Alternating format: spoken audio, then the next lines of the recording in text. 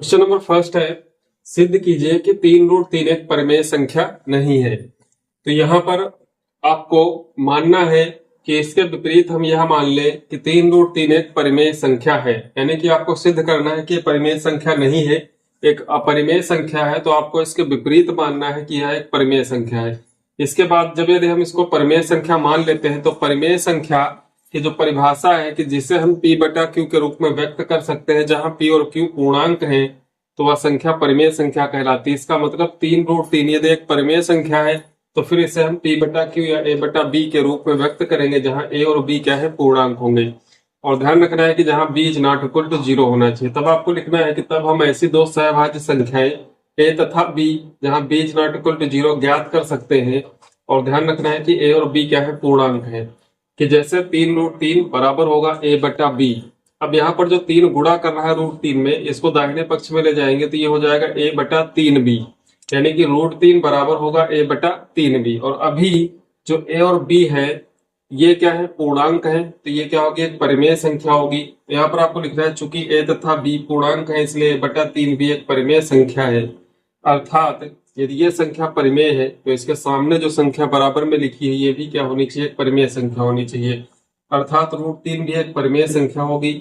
इससे इस तथ्य का विरोधाभास प्राप्त होता है कि √3 एक अपरिमेय संख्या। और यदि जब हम √3 को हम परिमेय कहते हैं तो ये जो तथ्य है कि √3 एक अपरिमेय संख्या है, जो कि पहले से इसको सिद्ध कर चुके हैं, तो इसका विरोधाभास प्राप्त होता है कि √3 एक अपरिमेय संख्या है। यहाँ पे क्योंकि कहा जा रहा है √3 एक परिमेय संख्या है, स्पष्ट है यह विरोधाभास हमारी कल्पना की कमी के कारण है। ये जो विरोधाभास आया कहाँ से आया, यानी कि जो हमने माना है शुरू में वो गलत माना है कि √3 एक परिमेय संख्या है। तो ये हमारा मानना जो है गलत है। इसका मतलब है इससे सिद्ध होता है कि 3√3 एक अपरिमेय संख्या है।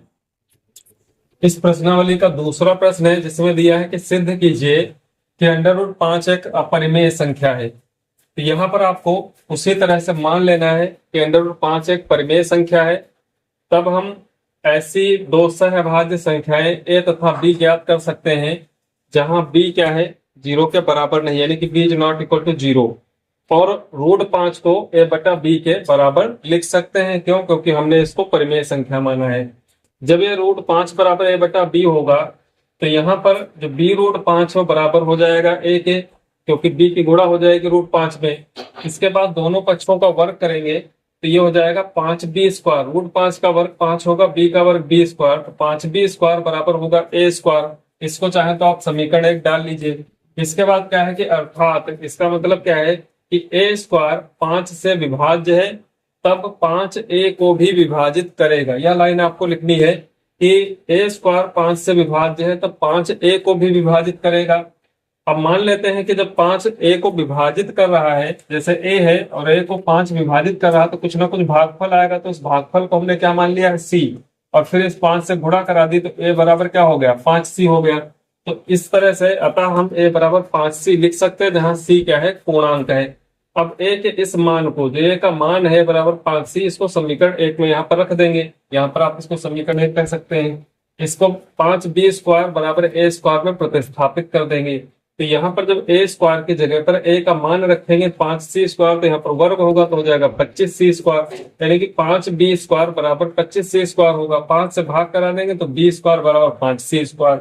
अब इसका भी मतलब यहाँ पर ये लाइन लिखी थी आपने, तो यहाँ पर आपको क्या लिखना है कि चूंकि B² 5 से विभाज्य है तब 5B को भी विभाजित करेगा। यहाँ पर 5A को भी विभाजित कर रहा है और यहाँ पर 5B को भी विभाजित कर रहा है। इसका मतलब 5A का भी एक गुणनखंड है और 5B का भी गुणनखंड है, यानी कि 5A और B दोनों का गुणनखंड है। और जब दोनों का गुणनखंड है तो ये उभयनिष्ठ गुणनखंड कहलाएगा। तो यहाँ पर अतः A व B में कम से कम एक उभयनिष्ठ गुणनखंड 5 है, परंतु इससे इस तथ्य का विरोधाभास प्राप्त होता है कि A तथा B सहभाज्य। अगर 5 इन दोनों का उभयनिष्ठ गुणनखंड होगा तो जो तथ्य ऊपर लिखा गया है कि दोनों सहभाज्य संख्या है, तो ये दोनों बातें तो एक दूसरे के विरोध में है। तो विरोधाभास से क्यों प्रकट हो रहा है? क्योंकि हमारी कल्पना में कमी है। हमारी कल्पना क्या थी? कल्पना यही थी कि √5 एक परिमेय संख्या है। इसका मतलब ये कल्पना अगर गलत है तो सही कल्पना क्या होगी? सही कल्पना यही है कि अतः √5 एक अपरिमेय संख्या है। क्वेश्चन थर्ड है, सिद्ध कीजिए कि 3 + 2√5 एक अपरिमेय संख्या है। तो यहाँ पर आपको इसमें लिखना है कि इसके विपरीत यह मान लें कि 3 + 2 √5 एक परिमेय संख्या है।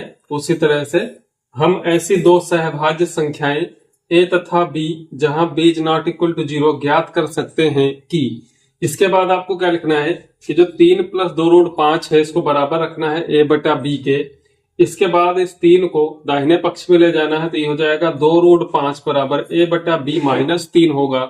और इसके साथ में जो √5 के साथ में 2 है इसको भी आपको दाहिने पक्ष में भेजना है। तो यहाँ पर बाएं पक्ष में √5 रहेगा और ये 2 इधर आएगा तो 1/2 हो जाएगा। इसके बाद a बटा b -3, या तो आप इतना लिखा रहने दीजिए या फिर यहाँ पर क्या करते हैं कि b की और 3 की गुणा कराएंगे तो 3b होगा, क्योंकि हर समान करने हैं तो 3b होगा। ऊपर क्या होगा a -3b और पूरे के बटे में b हो जाएगा। चूंकि ये 2 साथ में है तो इसके हर में 2b होगा, तो यहाँ पर a -3b बटा 2b हो जाएगा। और बाएं पक्ष में क्या है √5 है, तो या तो आप इस तरीके से लिख सकते हैं या फिर उसको यहीं पर छोड़ सकते हैं। अब यहाँ पर आपको क्या लिखना है कि चूंकि a तथा b पूर्णांक है इसलिए 1/2 a बटा b -3, या फिर आप ये वाली संख्या लिख सकते हैं एक परिमेय संख्या है। अर्थात √5 जो है ये भी क्या होनी चाहिए, एक परिमेय संख्या होनी चाहिए। परंतु इससे इस तथ्य का विरोधाभास प्राप्त होता है कि √5 एक अपरिमेय संख्या है। इतना लिखने के बाद आपको लिख देना है कि अतः इससे सिद्ध होता है कि जो √5 है एक अपरिमेय संख्या है।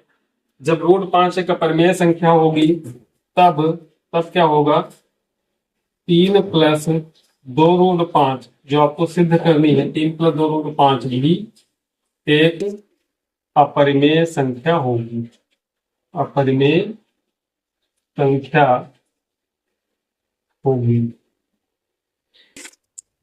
यहाँ पर क्वेश्चन नंबर 4 में दिया है कि सिद्ध कीजिए कि √7 एक अपरिमेय संख्या है। तो जिस प्रकार से हमने √2 एक अपरिमेय संख्या इसको सिद्ध किया, √3 एक अपरिमेय संख्या, √5 एक अपरिमेय संख्या, इन सबको सिद्ध किया, उसी प्रकार से इसको भी सिद्ध करेंगे कि √7 एक अपरिमेय संख्या है। तो यहाँ पर जो कि माना जाता है इसके विरोधाभास में कि इसके विपरीत यह मान लें कि √7 एक परिमेय संख्या है। हम ऐसी सहभाज्य संख्याएं a तथा b जहां b is not equal to 0 ज्ञात कर सकते हैं कि √7 बराबर क्या हो, a बटा b के। अब √7 a बटा b के बराबर क्यों है, क्योंकि √7 को हमने परिमेय माना है। प्रत्येक परिमेय संख्या को हम p बटा q या a बटा b या x बटा y इस रूप में हम लिख सकते हैं। तो जब √7 बराबर होगा a बटा b के, यानी कि b √7 बराबर हो जाएगा a। यहाँ पर दोनों पक्षों का वर्ग किया जाता है, वर्ग करने पर आ जाएगा 7b² बराबर a²। अब इतना लिखने के बाद आपको एक लाइन ध्यान रखनी, वो लिखना है कि अर्थात इसका मतलब क्या है कि a² 7 से विभाज्य है तब 7a को भी विभाजित करेगा। चूंकि हमको फोकस रखना है a और b पर, चूंकि a² 7 से विभाज्य है तब a को भी 7 विभाजित करेगा। अतः हम a बराबर 7c लिख सकते हैं। कैसे लिख सकते हैं, यानी कि a को भाग कर रहा है 7 बराबर में मान लेते हैं कि भागफल c आता है, तो a बराबर कैसे आएगा, 7c आ जाएगा। तो a बराबर जो 7c है इसको हम लिख सकते हैं, और जहां c क्या है, पूर्णांक है। a के इस मान को यहाँ पर जो 7b² बराबर a² दिया है इसमें प्रतिस्थापित करेंगे, तो जो ही मान रखेंगे तो बाएं पक्ष में 7b² है और यहाँ पर जो a² और a का मान क्या है 7c है, तो इसका वर्ग होगा तो 7 × 7 = 49c² होगा। 7 से भाग करा देंगे तो b² बराबर आ जाएगा 7c² के। यहाँ पर भी, यहाँ तो हमने a को प्रूव कर दिया कि a का गुणनखंड है 7, तो यहाँ पर b आपको लेना है। तो आपको लिखना है कि अर्थात b² 7 से विभाज्य है तब 7 b को भी विभाजित करेगा। यानी कि ये जो 7 है ये a को भी विभाजित करता है और ये b को भी विभाजित करता है। तो जब दोनों का गुणनखंड है तो ये क्या हो जाएगा, एक उभयनिष्ठ गुणनखंड हो जाएगा। अतः a और b में कम से कम एक उभयनिष्ठ गुणनखंड 7 है, परंतु इससे इस तथ्य का विरोधाभास प्राप्त होता है कि a तथा b दोनों सहभाज्य हैं। जब a और b में एक उभयनिष्ठ गुणनखंड 7 होगा तो ये दोनों संख्याएं सहभाज्य तो होंगी नहीं, और ऊपर हमने इनको क्या माना है, सहभाज्य माना है। तो ये दोनों तथ्य आपस में क्या है, विरोधाभास उत्पन्न कर रहे हैं। ये विरोधाभास क्यों है, क्योंकि हमारी कल्पना की कमी के कारण है। हमने कल्पना क्या की थी कि √7 को परिमेय माना था, यही तो कल्पना की थी। तो यहाँ पर √7 को हमने परिमेय माना, इसका मतलब ये जो विरोधाभास आ रहा है ये हमारी कल्पना की कमी के कारण है। तो कल्पना में कमी कहाँ पर है कि हमने इसको परिमेय माना। इसका मतलब क्या है कि यह एक अपरिमेय संख्या है। तो अतः इससे सिद्ध होता है कि रूट 7 एक अपरिमेय संख्या है। क्वेश्चन नंबर 5 में दिया है कि यदि रूट 2 एक अपरिमेय संख्या है तो सिद्ध कीजिए कि 2 प्लस रूट 2 भी एक अपरिमेय संख्या है या अपरिमेय संख्या नहीं है। तो यहां पर आपको बिल्कुल उसी तरह से मान लेना है कि जो 2 प्लस रूट 2 है यह क्या है, परिमेय संख्या है। और जब आप इसको परिमेय संख्या मानेंगे तो इसको a बटा b के बराबर भी लिख सकते हैं। तो यहाँ पर लिखना है कि हम ऐसी दो सहभाज्य संख्याएं a तथा b जहां b is not equal to 0 ज्ञात कर सकते हैं कि 2 प्लस रूट 2 बराबर a बटा b। यहां से ये जो प्लस में 2 है इसको दाहिने पक्ष में ले जाएंगे तो a बटा b से माइनस हो जाएगा 2। अब यहाँ पर चूंकि a के बटे में b है तो 2 के बटे में b करना चाहिए, यानी कि हर बराबर करने हैं, या फिर आप इतना ही लिख करके छोड़ सकते हैं, या फिर इसके हर जब बराबर करेंगे तो b से गुणा करानी पड़ेगी 2 में और इसके हर में भी लिखना होगा। तो यहाँ पर हो जाएगा b और 2 की गुणा 2 भी होगा, यहाँ से a माइनस है तो a माइनस 2b और पूरे के बटे में हो जाएगा b, बराबर में क्या है रूट 2। अब एक समीकरण टाइप में बना कि रूट 2 बराबर है a माइनस 2b बटा b। अब यहाँ पर चूंकि जो दाहिने पक्ष में लिखी संख्या है यह क्या है, परिमेय संख्या है। चूंकि a और b पूर्णांक है तो यहाँ पर जो ये दाहिने पक्ष में लिखी संख्या परिमेय है तो इसका मतलब उसके बराबर में जो बाएं पक्ष में संख्या लिखी वह भी एक परिमेय संख्या होनी चाहिए।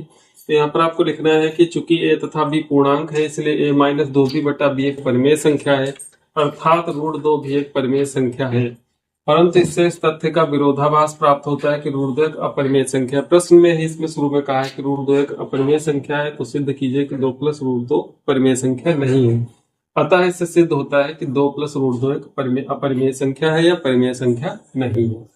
क्वेश्चन नंबर 6 है, सिद्ध कीजिए कि निम्नलिखित संख्याएं अपरिमेय है। यहाँ पर इसके 3 पार्ट दिए हैं और इसमें संख्याएं पहली है 1 बटा रूट 2, दूसरे में सिद्ध करना है आपको 7 रूट 5 को और तीसरे में 6 प्लस रूट 2। तो यहाँ पर पहली संख्या लेते हैं 1 बटा अंडर रूट 2, तो इसको आपको सिद्ध करना है कि यह एक अपरिमेय संख्या है। तो यहाँ पर आप मान लेंगे उसी तरह से कि इसके विपरीत हम यहाँ मान लें कि 1 बटा रूट 2 एक परिमेय संख्या है। तब हम ऐसी दो सहभाज्य संख्याएं a तथा b जो कि एक पूर्णांक है जहां b is not equal to 0 ज्ञात कर सकते हैं कि 1 बटा रूट 2 बराबर a बटा b। सिंपल सा आपको 1 बटा रूट 2 को a बटा b के बराबर रखना है। अब चूंकि आप देखेंगे कि ये जो रूट 2 है ये हर में है तो यहाँ पर क्या करेंगे कि बाएं पक्ष में जो 1 बटा 2 को इसको पलट देंगे तो ये हो जाएगा रूट 2 बटा 1, यानी कि जो अंश है हर में आ जाएगा, हर जो है अंश में आएगा तो रूट 2 बटा 1 होगा, बटे का छोड़ देंगे। दाहिने पक्ष में भी a बटा b था, पलट जाएगा तो b बटा a होगा। या फिर आप क्रॉस गुणा करा सकते थे, उसके बाद रूट 2 का मान निकालते। तो यहाँ पर रूट 2 बराबर हो गया b बटा a। अब यहाँ पर चूंकि b और a दोनों क्या है, पूर्णांक है, इसलिए b बटा a एक परिमेय संख्या होगी, अर्थात रूट 2 जो इसके बराबर में है भी एक परिमेय संख्या होगी। लेकिन इससे क्या है कि इस तथ्य का विरोधाभास प्राप्त होता है कि रूट 2 एक अपरिमेय संख्या है। स्पष्ट है कि यह विरोधाभास हमारी कल्पना की कमी के कारण है और हमने कल्पना क्या की है कि 1 बटा रूट 2 एक परिमेय संख्या है।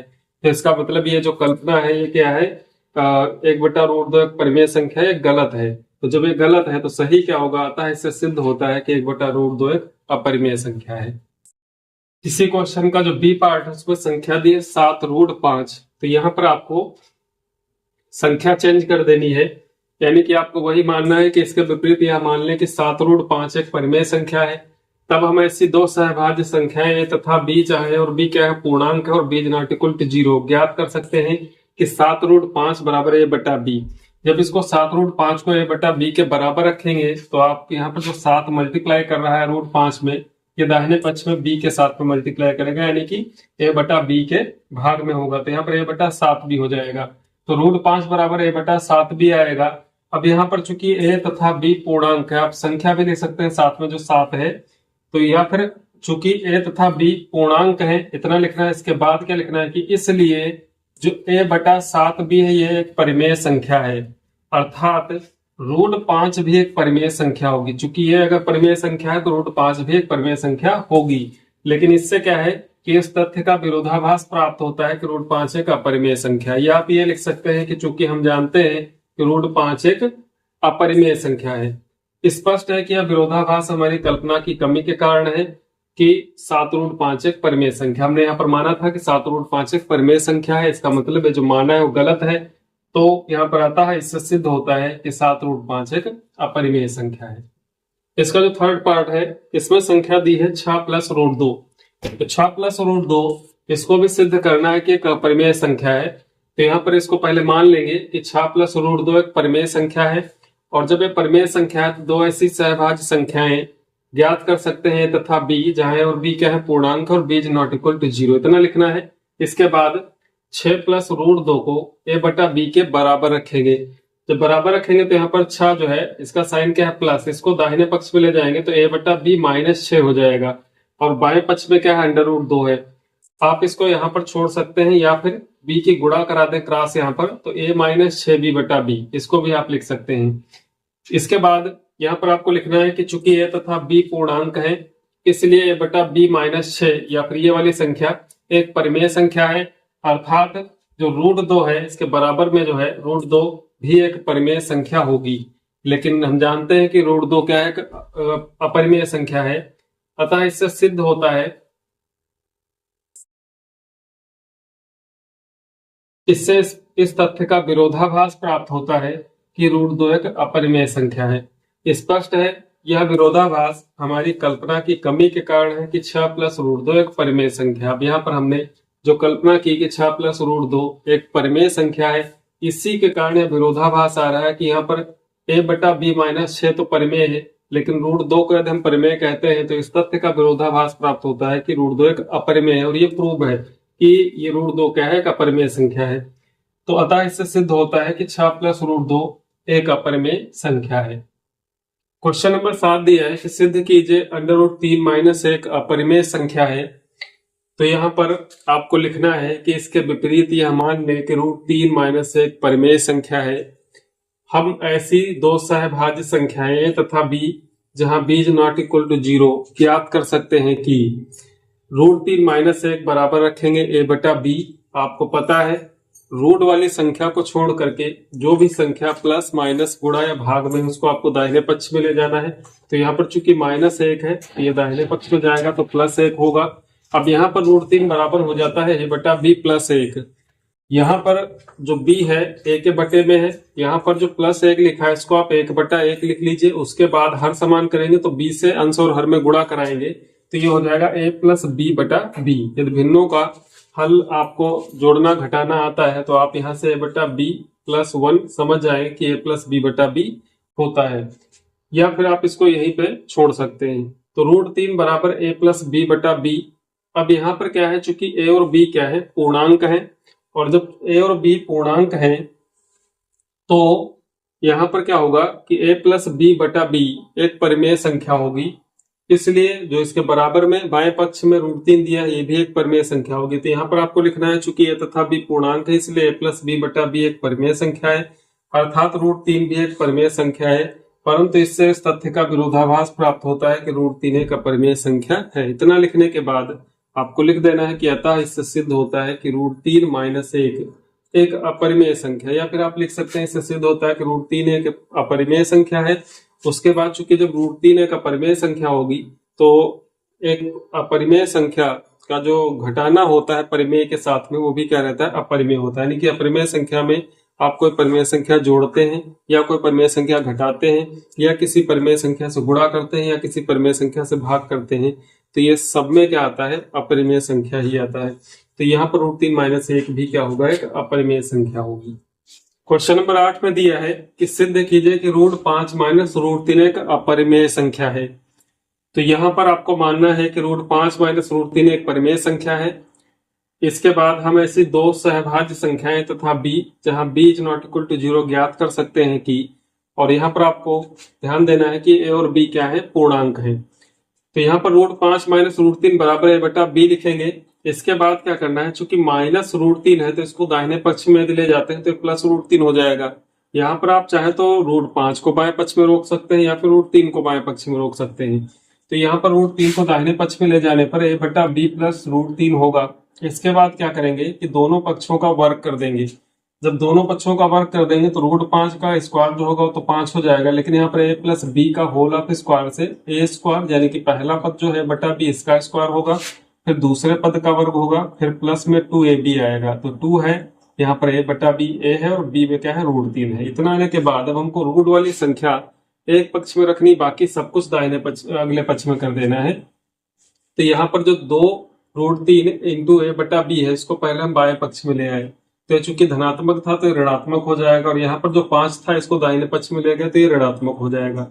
तो यहाँ पर ए स्क्वायर बटा बी स्क्वायर प्लस 3 माइनस 5 होगा, 3 से 5 घटेगा, -2 बचेगा, और यहाँ पर -2√3 ए बी बराबर ए स्क्वायर बी बटा बी स्क्वायर -2 होगा।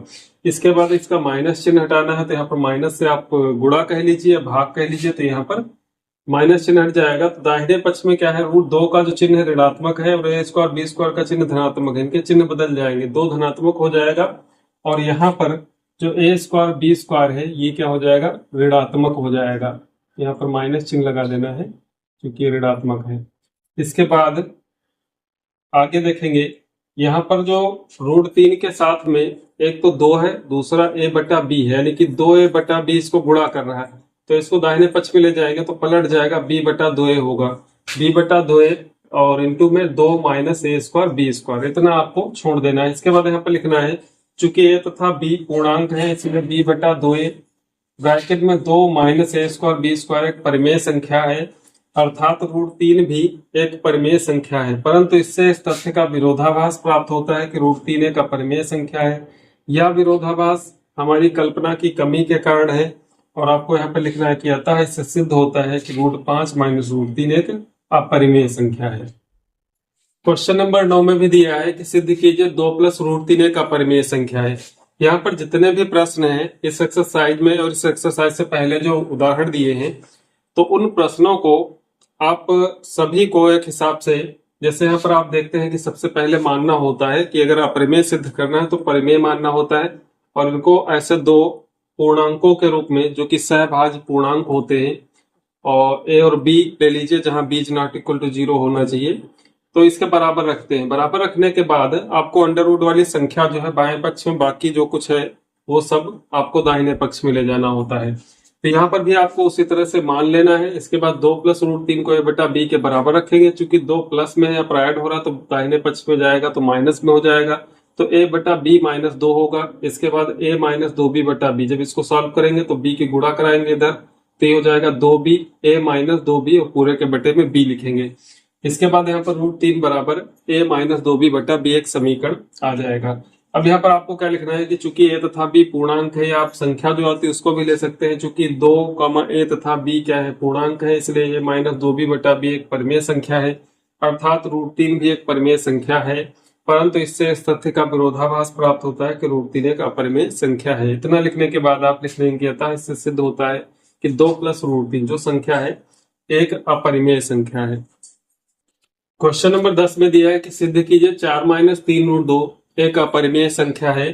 यहाँ पर आपको मान लेना है कि इसके विपरीत यह मान ले कि 4 माइनस 3√2 एक परिमेय संख्या है, तब हम ऐसी 2 सहभाज्य संख्याएं तथा b जहां b is not equal to 0 ज्ञात कर सकते हैं, और ध्यान रखना है कि a और b क्या है, पूर्णांक है, जिससे कि क्या हो कि 4 माइनस 3√2 जो है a बटा b के बराबर हो जाएगा। अब यहाँ पर आपको थोड़ा ध्यान देना है, क्योंकि माइनस पे लिखा हुआ है 3√2, तो इसका हम पक्षांतर करेंगे दाहिने पक्ष में, तो ये धनात्मक हो जाएगा 3√2, और a बटा b धनात्मक है, इसको बाएं पक्ष में लाएंगे तो ये ऋणात्मक हो जाएगा a बटा b, यानी कि जो 3√2 है इसकी जगह पर हम a बटा b को लिख लेंगे और a बटा b की जगह पर 3√2 लिख लेंगे।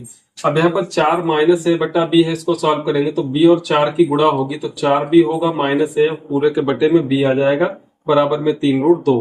इसके बाद जो गुणे में 3 है इसको भी हम इधर भेज देंगे इसके बटे में, तो b के साथ में गुणा करेगा, यानी कि 4b माइनस a बटा 3b बराबर हो जाएगा √2। पूरा का पूरा जब पक्ष ही बदलते हैं तो वहां पर चिन्हों का बदलाव नहीं होता है। यहाँ पर √2 बाएं पक्ष में आ जाएगा और ये पूरा पक्ष जो दाहिने पक्ष में हो जाएगा 4b माइनस a बटा 3b। अब आप देखते हैं कि यहाँ पर आपको फिर से वही लिखना है कि चूंकि a तथा b पूर्णांक है, इसलिए 4b माइनस a बटा 3b एक परिमेय संख्या है, अर्थात जो √2 है वो भी एक परिमेय संख्या है, परंतु इससे इस तथ्य का विरोधाभास प्राप्त होता है कि √2 एक अपरिमेय संख्या है। अब क्या है कि जब ये दोनों तथ्य एक दूसरे के विरोधाभास में है, हम कह रहे हैं कि ये परिमेय है तो ये भी होना चाहिए, जबकि √2 पहले से सिद्ध है कि √2 क्या है, अपरिमेय संख्या है। इसका मतलब क्या है कि कहीं गलती है। गलती क्या है, जो हमारी कल्पना है, आप वो लाइन भी लिख सकते हैं, या विरोधाभास हमारी कल्पना की कमी के कारण है, या फिर आप यहाँ पर सीधे लिख सकते हैं कि अतः इससे सिद्ध होता है कि 4 माइनस 3√2 एक अपरिमेय संख्या है।